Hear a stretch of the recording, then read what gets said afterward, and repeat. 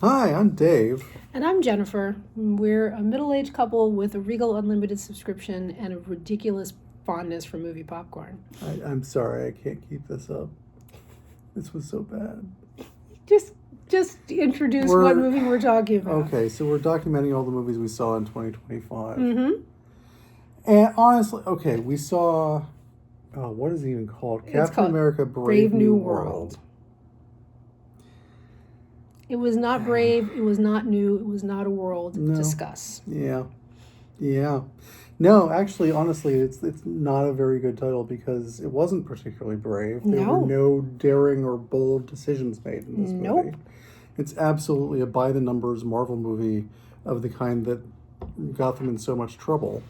Um, it is not new in any sense of the word. There is nothing here that isn't cribbed from previous Marvel movies. And from every other movie you've ever seen in the rest of the Yes. movie making canon. And in terms of world, it has the most bizarre sense of global politics I've ever seen in a movie. Oh, well, that's deliberate. But I mean, that's the closest it comes to being an accurate title. Is that yes, it takes place on a world. Uh, Captain America, which is Anthony Mackie at this point. What is his character's name? Wilson? Sam Wilson. Sam Wilson actually has some charisma, Mm-hmm. and we've seen him do this character justice. Mm-hmm. And the thing is, every time he does this character, he does bring a lot to it Mm-hmm. that then gets squandered and wasted and thrown away by everything else in the Around movie. the movie. Yep. All right, I hate to do this because honestly, you've already heard this movie is bad. Everybody knows this movie is bad. The entire world has already passed judgment on this movie, and it's bad. And it's not the worst Marvel movie, to be fair. Nope. In fact, it very closely references the Eternals, Which might be the worst movie which ever made. is so much worse than this. So the thing is that Marvel got in trouble in 2023 with the whole multiverse thing, and people were just getting tired of the formula and the fact that all the charismatic actors had left the MCU. And so they put a pause on things, which was a great idea to take a year where they didn't release a major Marvel movie. There might have been a few exceptions, but I think it was all things that had already been shot. And that they were just going to take this year off and kind of refresh the brand. Which, even saying refresh the brand tells you just what a corporate nonsense project this all is. But As it's been for about a generation. yeah. But so this is how they came back. Now the thing is, if it looks like the Thunderbolts might actually be kind of fun in a way that Marvel has done before, but we'll have to see. It may also be awful. The new Fantastic Four movie looks like it could be fun. I haven't seen a they've- commercial for that, but I mean, they've made two terrible Fantastic Four movies, so I'm not necessarily thinking third time's the charm. Right, that's the trick. So Fantastic Four is kind of cursed. It's a cursed franchise, I guess. But we'll see. But it looks like they're making some brave new decisions for Fantastic Four. You know, whether it's a new world or not, who can say? But this movie is just an absolute reminder of what went wrong with the MCU. Yes and no. I mean, I guess to me, this isn't even like what went wrong with the MCU. Like, this is not a good, even version of a mass market MCU movie. There's a lot of interesting ideas that are kind of squandered, and it just has this chintzy feel, right? Like, these movies cost $80 bazillion, and there's bazillions of costumes and fights and like things happening in different places and stuff, and it just felt small, like the Falcon and the Winter Soldier TV show, which is not some people's favorite of the MCU TV shows. I actually liked it. Okay. Just felt more. I also felt like it had ideas that got squandered, right? But it just had more life or like novelty to it in a way where this was pulling threads from other movies, which I actually appreciate. Like, like trying to make you feel like these stories are connected, so it's pulling threads from other movies. But it just, I don't know, it's just lifeless. Like a lot of what's happening is two characters talking to each other, describing the action, the motivations that they have, the motivations of the other people, like what happened, like the actual action of the movie. Most of it is two people talking to each other. It's different two people. It's not always the same two people, but it's two people talking to each other, and that's the action. There are literally multiple instances in this movie of a hero and a villain standing in a room knowing they're about to start fighting. But before they can start fighting, they have to have a long conversation about why the villain is doing what they're doing, at the end of which the hero says, "I don't think that's a good plan." And the villain says, "Oh yeah? Well, let's just have a fight then." Yeah, it's basically. I mean, like, talk about telegraphing your punches. It's telegraphing your punches. It's like a hackneyed. It's like a caricature of itself almost, right? Like it's so hackneyed that it's almost like a caricature. But then it's like trying, so it's picking up this story that is from the Falcon and the Winter Soldier show, of that there was a black soldier given the super soldier serum in the Korean War, who then was like experimented on and treated terribly and forgotten and imprisoned for 30 years. Right. And so, in the TV show, Sam Wilson finds out about this and restores his name and, learns from this elder, right? So this guy is in this movie, right? And he's been rehabilitated. He, his public reputation has been rehabilitated. He's out on the outside, and he's the crux of the problem that starts in the movie. And I felt like in the TV show they were able to convey this and maybe it's just about novelty, right? Like once you've said this already, and I've seen that TV show, but they didn't convey the kind of pathos of that story, or convey Sam Wilson's tension about being Captain America and being a black man Captain America, and the history of America oppressing people who've gone to all the lengths that they possibly could to defend the country. The TV show brought all those ideas up. It didn't do a huge amount with them, but when it was bringing them up, you felt that emotion. You felt the emotion coming off of Sam Wilson in exploring that. And I felt like that, even that didn't come through here, when that again, and I'm just going to spoil some of the plot of this, of the kind of inciting incident in the movie is what's the name of Carl Lumbly's character in the movie? Bradley. Isaiah Bradley, right? So he's invited to the White House along with Sam Wilson to celebrate, some thing that Captain America has done, and Harrison Ford is the president, and he basically gets hijacked by some... Isaiah Bradley gets hijacked by this sound mind control, that turns to be mind control, and he tries to kill the president, right? So he then, under the control of this mind control thing, then runs out of the White House, and, because he's this super soldier, right? So he's 75 years old, but he runs out of the White House, he runs through Washington. And I think where they have him arrested is Freedom Plaza, which is interesting. And so he's arrested by the cops. Sam Wilson is, trying to say don't kill him.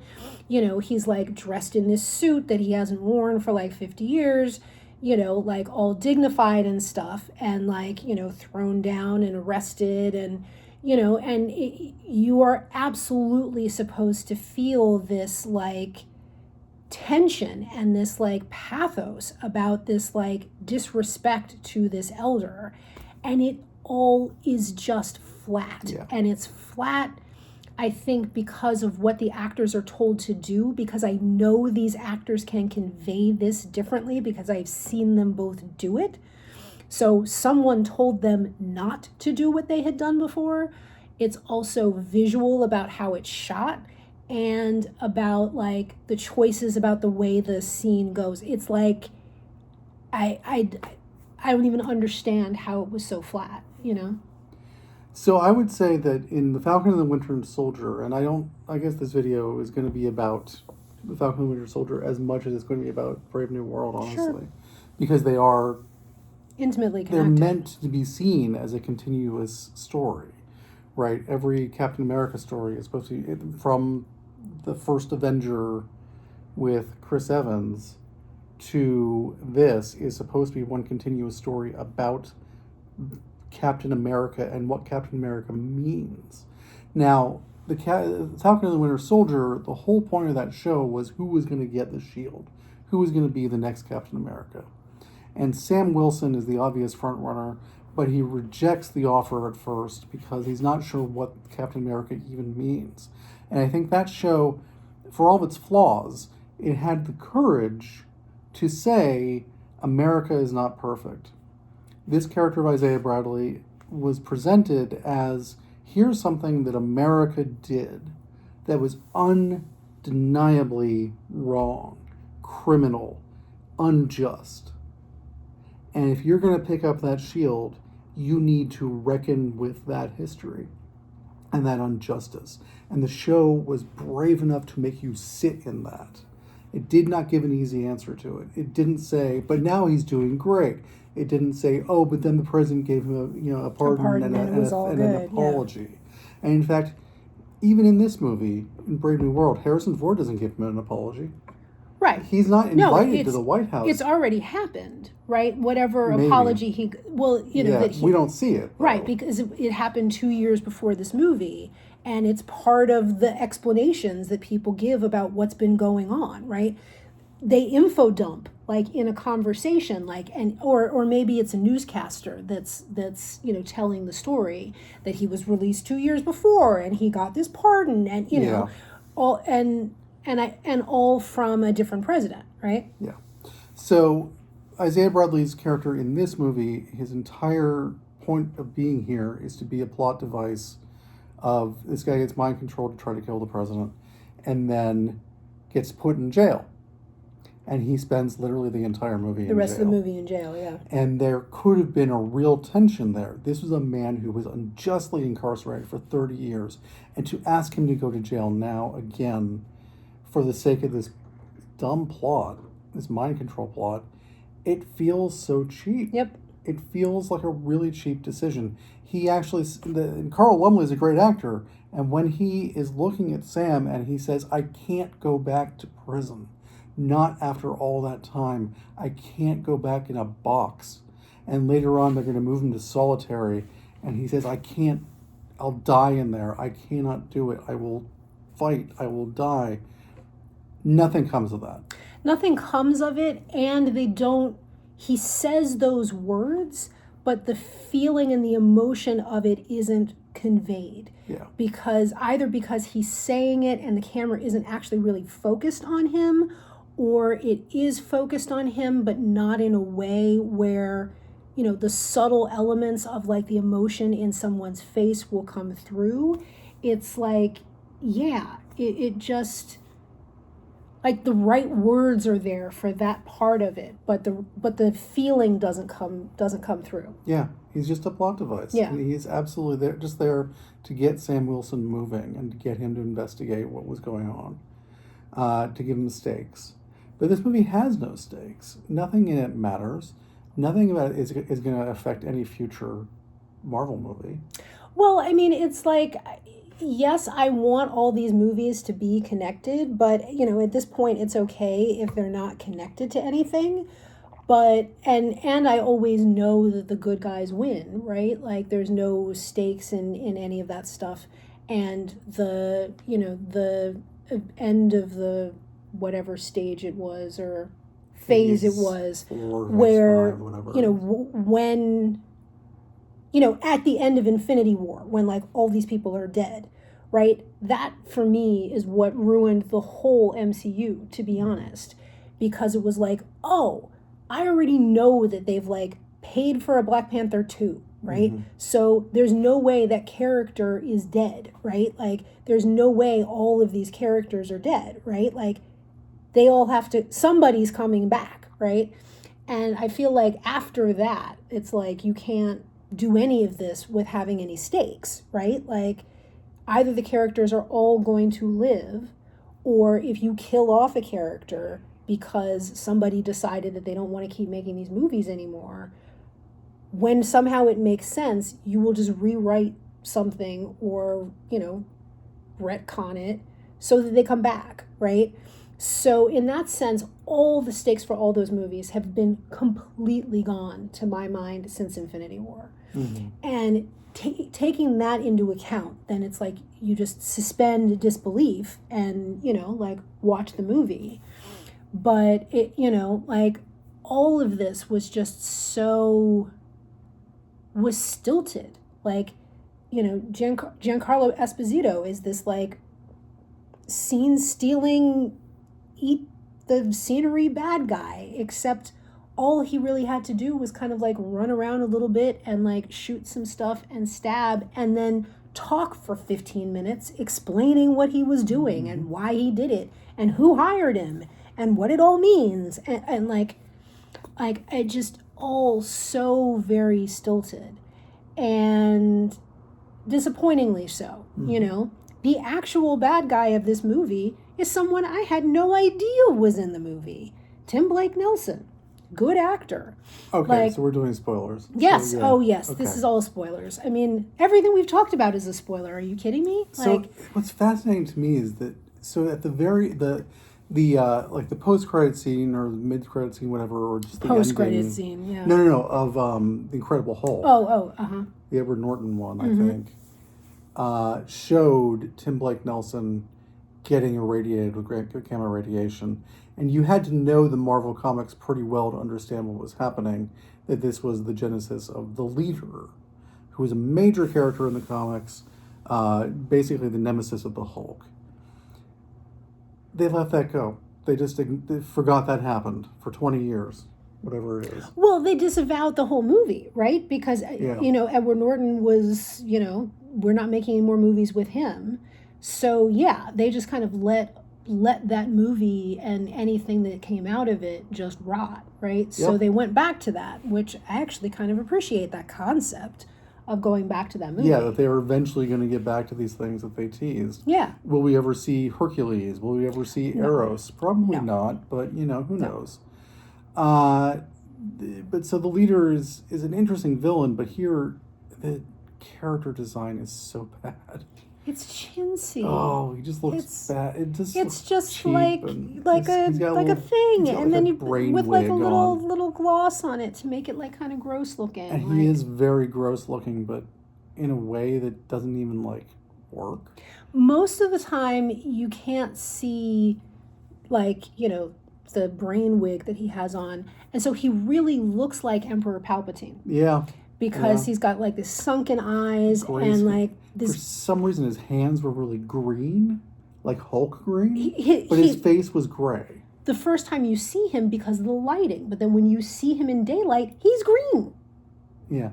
Right? Okay. But when you initially see him, he looks really gray because of the lighting choices. But a lot of times he's wearing like a hoodie or a cowl or something because he looks insane and like you can't see him out on the street, which means he looks like Emperor Palpatine, and sometimes sounds a little bit like Emperor Palpatine.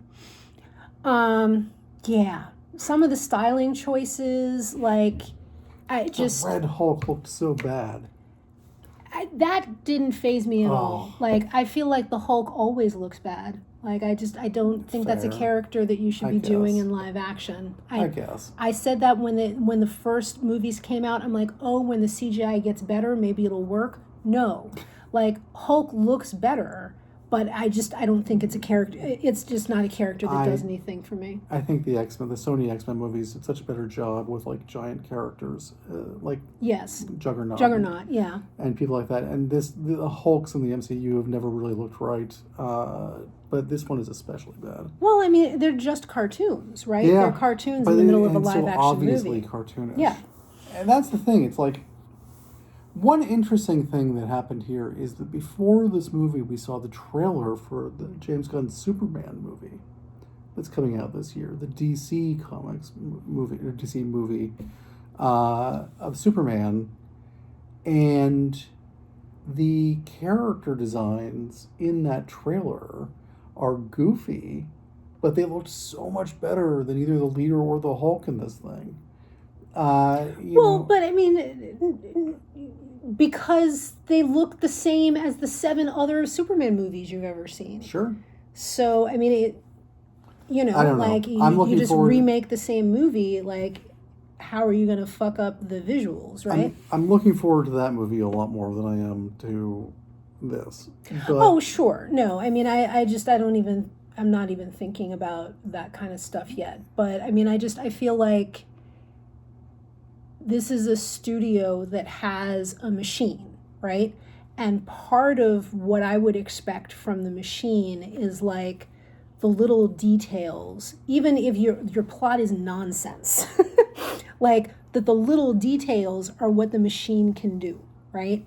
And you make sure that Anthony Mackie's pants fit correctly, right? There's a scene where he has his last confrontation with Tim Blake Nelson.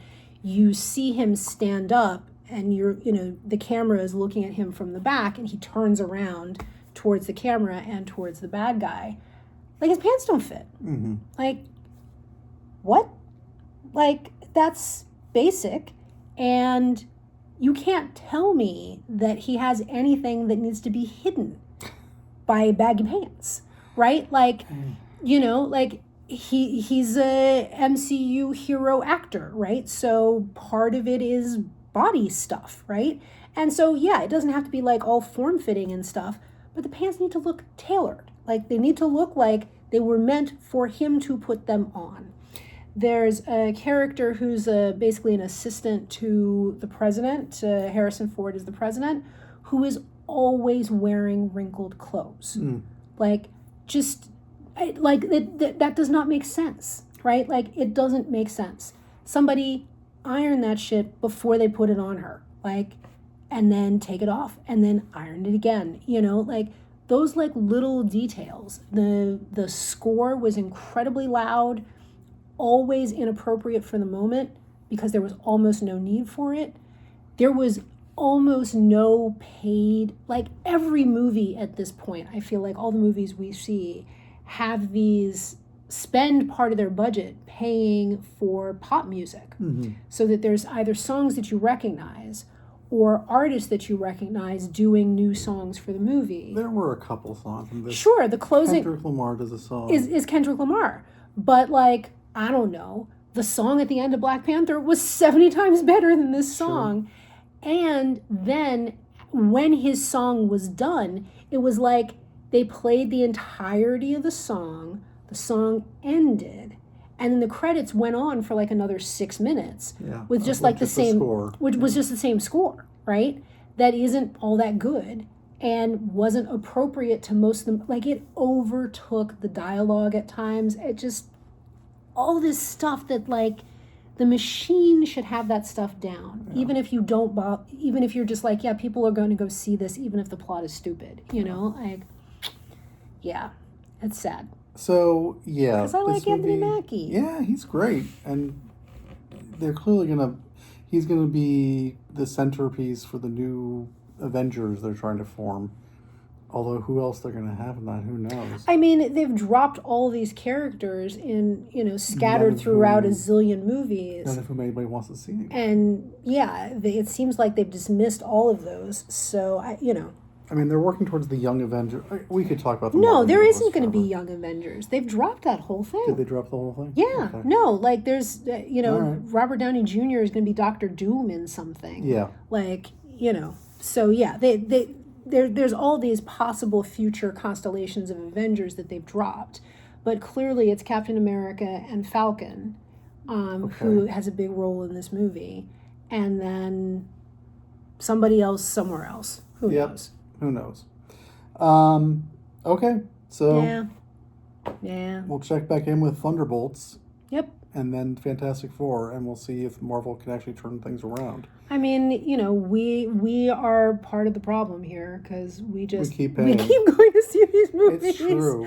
I feel like I put 20 years of my life into watching these movies. I'm going to keep watching them. How is this our longest video yet? It's not. I'm sorry to tell you. Well, the one about Hellraiser was actually 28 minutes. Okay. Well, we're not done with this one yet. So well, maybe we should be done with this one. We should be done with this one because honestly, this movie has no joy. It has no surprise. It has no excitement. It has the United States of America going to war with Japan. That's true. See, didn't want to. We do have more things to talk trying about. To wind things down, but honestly, honestly, no, because the global politics of this is also fucking fascinating. Because of course you cannot make a movie where China's the bad guy, right? You can't make a movie where the plot of the movie makes it seem like you're going to go to war with China. We're not going to make a movie at the moment where it seems like we're going to go to war with Russia. So the countries that are seen negotiating in this movie are the U.S., India, France, and Japan. And there's a moment in the Rose Garden where they show those four flags as if a negotiation between those four countries is representative of a negotiation for the entire world, because those are the most important countries on the planet. Fascinating. And then Japan is the one where basically the plot of the whole thing is trying to force a war between the U.S. and Japan. Because, of course, Japan has a navy that would be in the Indian Ocean. Japan has a navy that would be in the Indian Ocean to then be tricked into this war. You know better than I do. At this point, what kind of armed forces does Japan have? Japan has the self-defense forces. The self-defense force, yeah. That do have Which a naval... can't even protect Tokyo against Godzilla. They have a naval component, and they do have an air component. Okay. Right? They do have, they have all of the elements that if you didn't have a constitution that said you were forbidden to have a military, you would call a small military. Okay. But that military doesn't go outside of the Pacific. And that military is absolutely not, as of today, but obviously the world of global politics, who knows what the fuck will be happening in 3 months, but as of today, does not engage in aggressive warfare outside of its own immediate neighborhood. Because the military action here is happening in the Indian Ocean.